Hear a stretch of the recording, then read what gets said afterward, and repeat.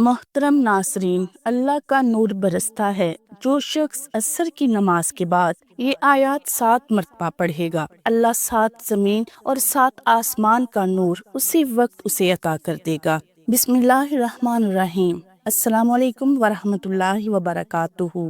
ناظرین، صبح اور عصر کا وقت بہت قیمتی ہے۔ یہ وقت فرشتوں کی تبدیلی کا وقت ہے۔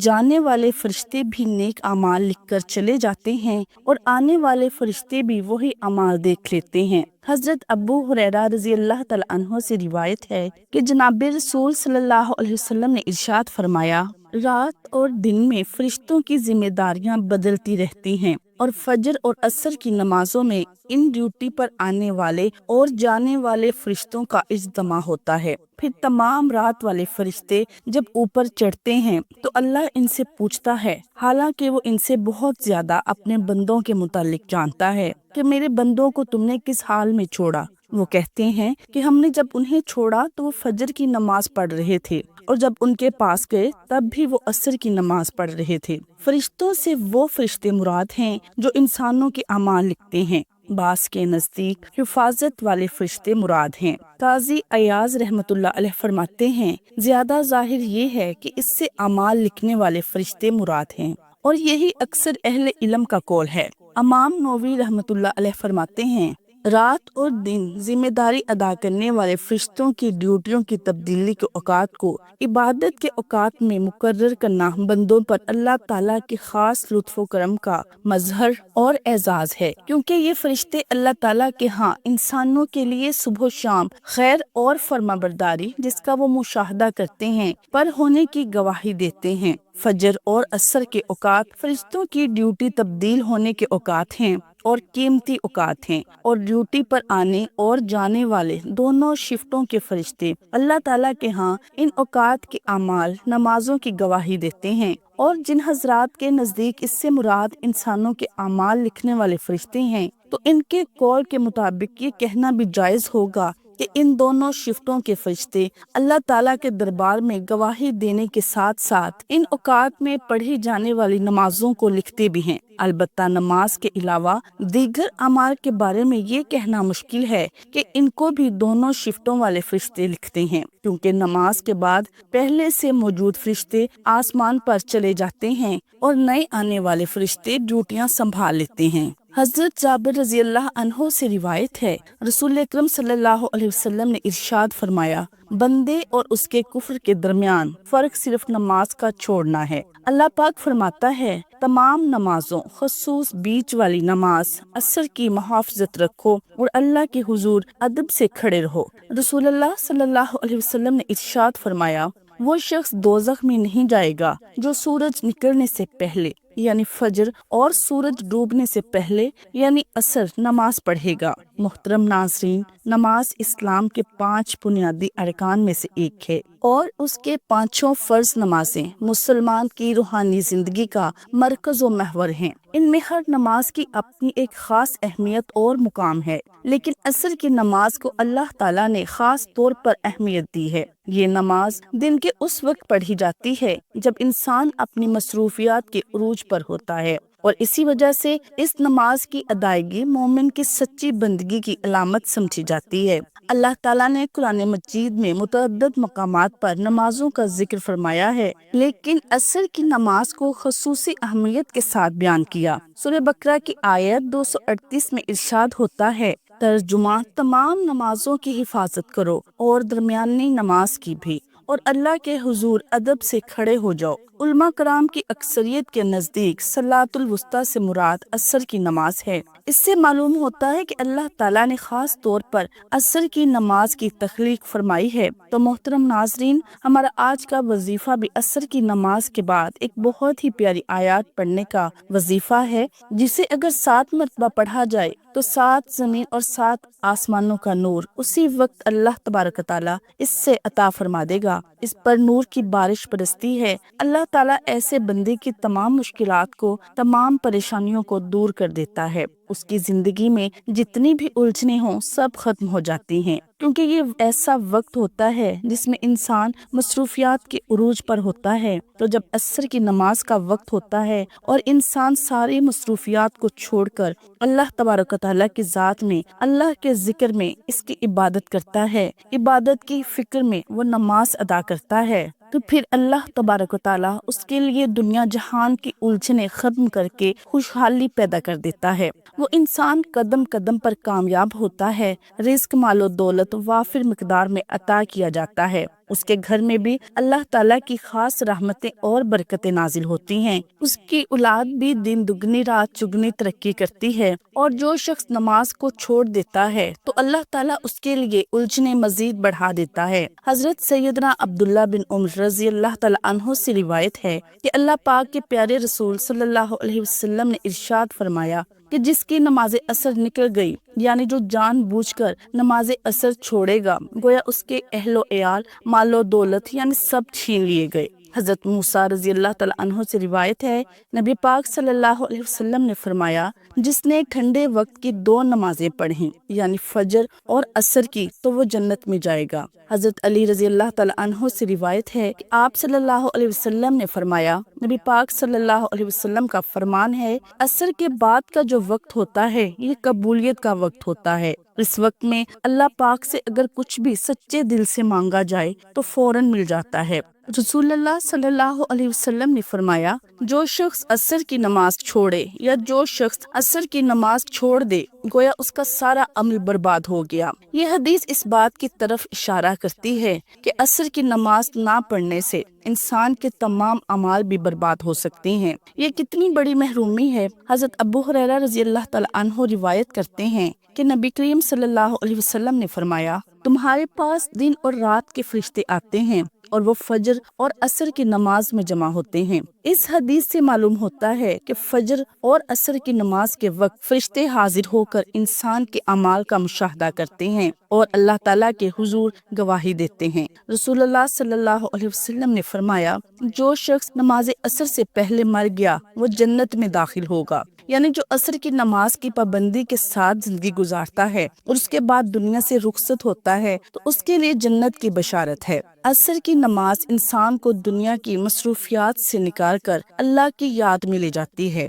دن کے وقت، اسی وقت جب کاروبار، تجارت، ملازمت اور دیگر دنیاوی امور میں انسان مشغول ہوتا ہے، اسی وقت نماز کا ادا کرنا بندے کا اللہ کے ساتھ تعلق کی گہرائی کو ظاہر کرتا ہے۔ دن کی تھکن کے بعد عصر کی نماز پڑھنا بندے کی قوت ارادہ کو مضبوط کرتا ہے، اور یہ نماز انسان کو سستی اور غفلت سے نکال کر اللہ کی بندگی کی طرف لے جاتی ہے۔ جب مسلمان عصر کی نماز با جماعت مسجد میں ادا کرتے ہیں تو یہ مسلمان میں اتحاد، بھائی چارہ اور محبت کو فروغ دیتی ہے۔ اسلام میں جس عمل کی تاکید ہو اس کو چھوڑنے پر سخت وعید بھی آتی ہے۔ عصر کی نماز چھوڑنے کے بارے میں حدیث میں آیا، جو شخص عصر کی نماز چھوڑ دے گویا اس کا سب کچھ برباد ہو گیا۔ یہ حدیث ایک خطرناک تنبیہ ہے کہ عصر کی نماز نہ پڑھنے سے انسان دنیا و آخرت دونوں میں نقصان اٹھا سکتا ہے۔ آج کے دور میں جب دنیاوی مصروفیات، کاروباری دباؤ اور سوشل میڈیا انسان کو غفلت میں مبتلا کر چکے ہیں، ایسے میں عصر کی نماز ایک نعمت سے کم نہیں۔ یہ نماز ہمیں یاد دلاتی ہے کہ دنیا کی دوڑ میں اللہ تعالیٰ کی یاد کو نہ بھولیں۔ یہ نماز ہماری روح کو تقویت اور زندگی کو برکت عطا فرماتی ہے۔ محترم ناظرین، اگر آپ چاہتے ہیں کہ آپ کے گھر میں اللہ کی رحمتیں اور برکتیں آئیں، آپ کے گھر میں اللہ تعالیٰ کا نور برسے، آپ کے گھر میں فرشتے آئیں، تو آپ یہ آیات لازمی پڑھیں۔ حضرت عبداللہ بن عباس رضی اللہ تعالیٰ عنہ سے روایت ہے کہ حضور نبی کریم صلی اللہ علیہ وسلم نے فرمایا، تم میں سے جو شخص پوری رات عبادت کرنے کی مشقت سے عاجز ہے، دولت خرچ کرنے میں بخیل ہے اور دشمن کے ساتھ جہاد کرنے میں بزدل ہے، تو اسے چاہیے کہ زیادہ سے زیادہ اللہ کا ذکر کریں۔ روایت میں ہے کہ حضور نبی کریم صلی اللہ علیہ وسلم نے فرمایا، کیا میں تمہیں تمہارے اعمال میں سے سب سے اچھا عمل نہ بتا دوں جو تمہارے اللہ کے ہاں بہت بہتر اور پاکیزہ ہے، تمہارے درجات میں سب سے زیادہ بلند ہے، تمہارے سونے اور چاندی کی خیرات سے بھی زیادہ افضل ہے، اور تمہارے دشمن کا سامنا کرنے یعنی جہاد سے بھی زیادہ بہتر ہو؟ تو صحابہ کرام رضی اللہ تعالیٰ عنہ نے عرض کیا، کیوں نہیں؟ آپ صلی اللہ علیہ وسلم نے فرمایا، وہ عمل اللہ کا ذکر ہے۔ ذکر سے مراد اللہ تعالیٰ کو یاد کرنا ہے اور یہ عبادات دین اسلام میں ایک عبادت ہے۔ ذکر معمولاً اسماء الہی کا اذکار، آیات قرآنی یا کتاب و حدیث میں مذکورہ دعاؤں کو بآواز بلند یا آہستہ پڑھنے کو کہا جاتا ہے۔ معمولاً ذکر انفرادی طور پر کی جانے والی عبادت ہے۔ قرآن مجید میں آتا ہے کہ اے ایمان والو، اللہ کا ذکر بہت زیادہ کیا کرو اور صبح و شام اس کی تسبیح کیا کرو۔ اس کے علاوہ بھی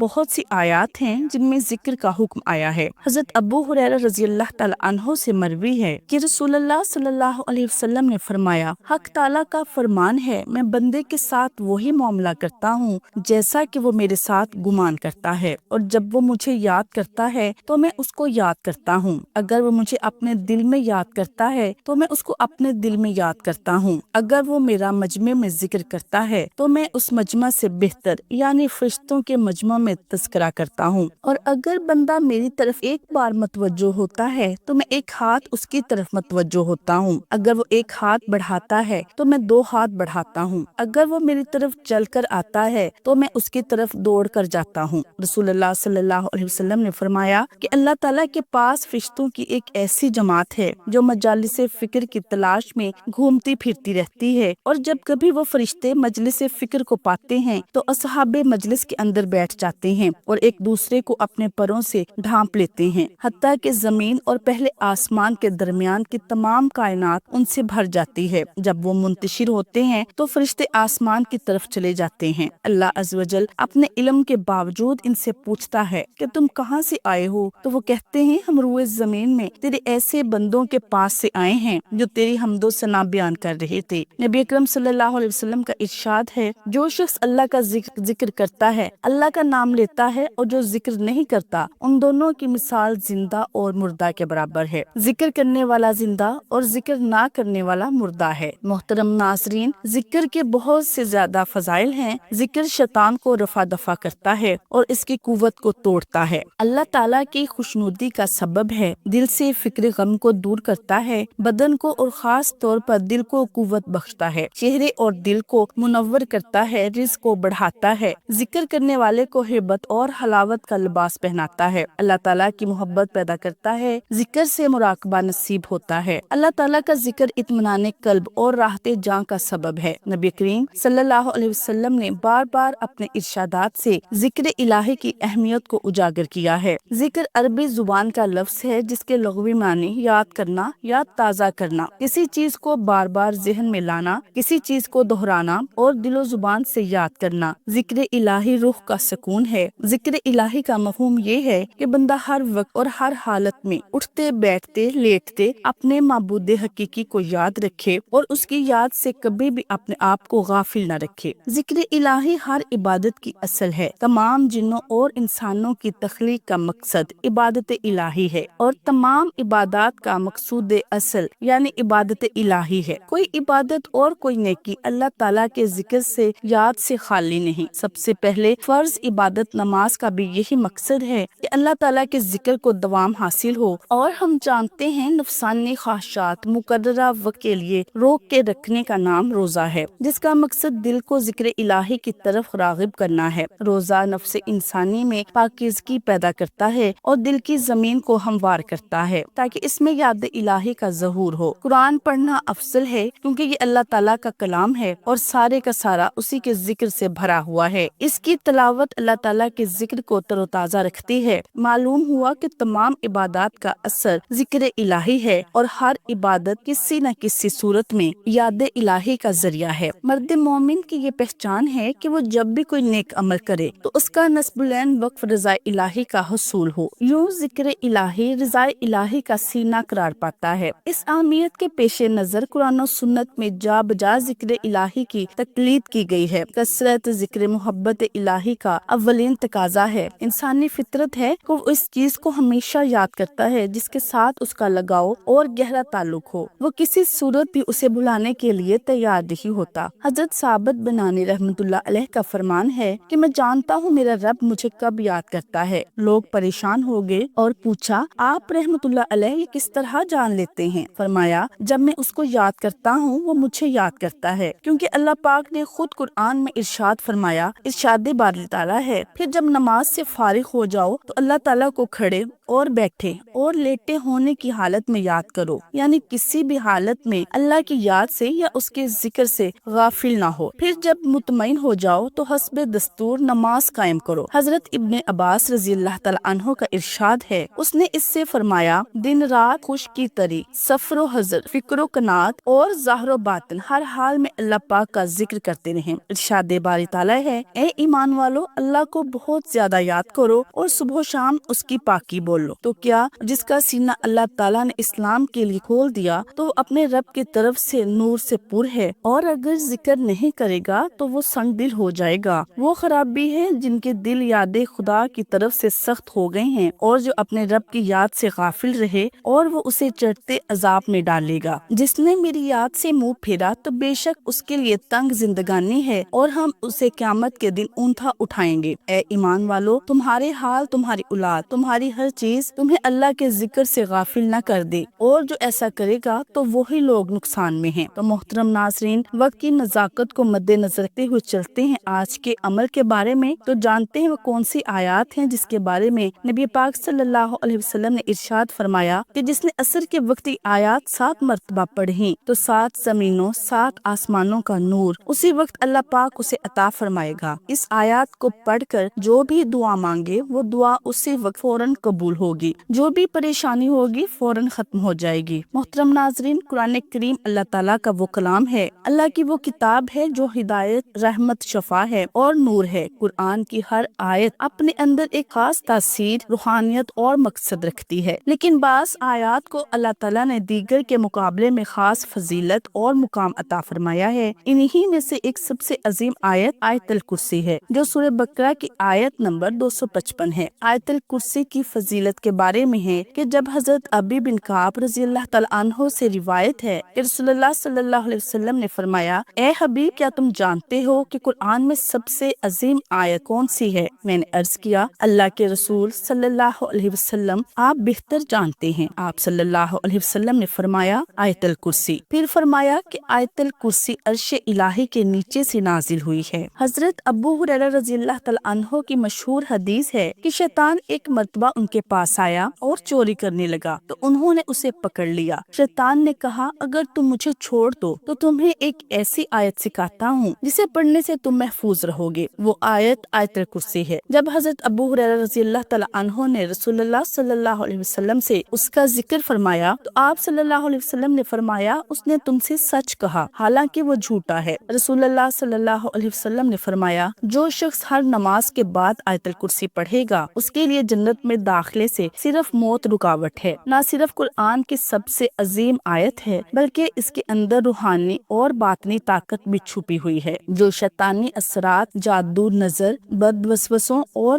خوف کے خلاف ڈھال کا کام دیتی ہے۔ تو محترم ناظرین، آپ نے یہ آیت نماز عصر کے بعد کس طرح پڑھنی ہے؟ تو جب آپ نماز عصر ادا کر لیں تو نماز عصر ادا کرنے کے بعد اسی جگہ بیٹھے بیٹھے آپ نے سب سے پہلے نبی کریم صلی اللہ علیہ وسلم کی ذات اقدس پر درود پاک کا نذرانہ پیش کرنا ہے۔ درود پاک پڑھنے کے بعد آپ نے 7 مرتبہ آیت الکرسی پڑھنی ہے۔ یہ آیت اللہ تبارک تعالیٰ کی صفات اور اس کی قدرت اور علم کے بارے میں ہے۔ اس میں بتایا گیا ہے کہ اللہ جس کے سوا کوئی معبود نہیں، وہ خود زندہ اور اوروں کا قائم رکھنے والا ہے۔ اسے نہ اونگ آئے اور نہ نیند آئے۔ جو کچھ آسمان اور زمین میں ہے وہ کون ہے جو اس کے ہاں سفارش کرے؟ اس کے حکم کو جانتا ہے جو کچھ ان کے آگے اور جو کچھ ان کے پیچھے ہے۔ وہ نہیں پاتے اس کے علم کے بغیر مگر جتنا وہ چاہے اس کی کرسی میں سمائے ہوئے ہیں۔ آسمان اور زمین اور اسے بھاری نہیں، اس کی نگہبانی، اور وہی ہے بلند بڑائی والا۔ ناظرین، آیت الکرسی 7 مرتبہ پڑھنے کے بعد آپ نے 7 مرتبہ ہی لا